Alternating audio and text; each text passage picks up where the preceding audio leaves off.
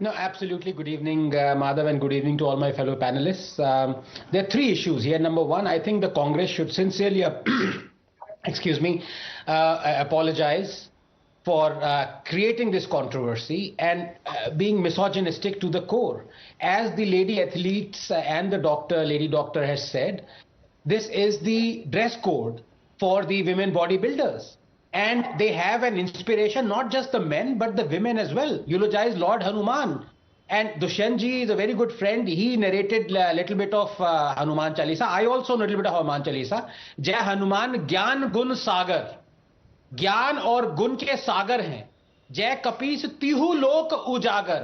राम नाम अतुलित बलदामा. अतुलित बलदामा, immeasurable strength. The God possessing him. So why shouldn't bodybuilders be inspired by Lord Hanuman? And why just men bodybuilders? So number one, that is. Number two, being a Darwinian atheist, honestly, I have no skin in the game, but this much I know. Hinduism has survived 5 millennia because it imbibes the scientific virtues of diversity, empathy, independent thought and reform. In Hinduism, religion is an offshoot of the way of life.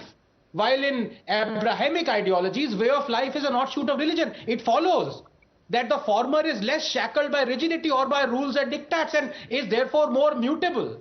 Celebrating diversity of its followers, as always the source, the fountainhead Madhav, dictates the mutability and eagerness to change. In Hinduism, there are sects that promote and celebrate atheism.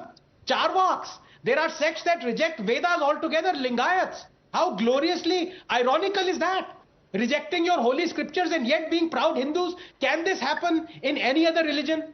Hinduism is an all-accepting, all-questioning idea. It teaches us to mock all isms except criticism. And so, personally, I find nothing wrong in women bodybuilders exhibiting their craft in front of Lord Hanuman. Three, very briefly. Congress speaking up for Hinduism and Hindus is like Hafiz Saeed speaking up for peace and non-violence. Congress has a history of Hinduphobia. Remember the statement by Congress leader Jarki Oli that Hindu has a dirty meaning and Indians should be ashamed of it?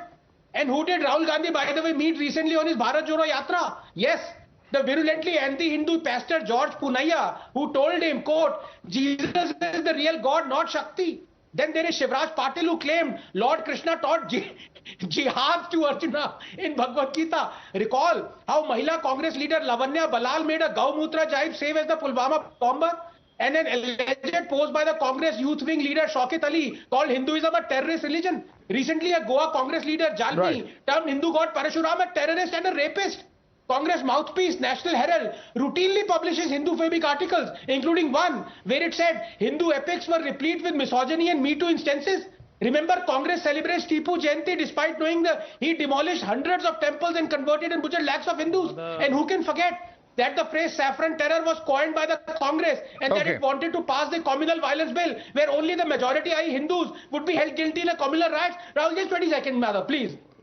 The Congress dispensation in 2004 asked a Hindu Doordarshan anchor to not display his Hindu sacred symbol Kalava. Remember how Congress leaders publicly butchered a calf just to mock Hindu sensibilities in Kerala? Recall how time and again, just 10 seconds, the Congress derides and insults and denigrates Hindutva, despite the fact that Supreme Court has asserted that, quote, Hindutva means the Indian culture and not merely Hindu religion, unquote. So Congress should be the last party and people to be standing up for Hinduism.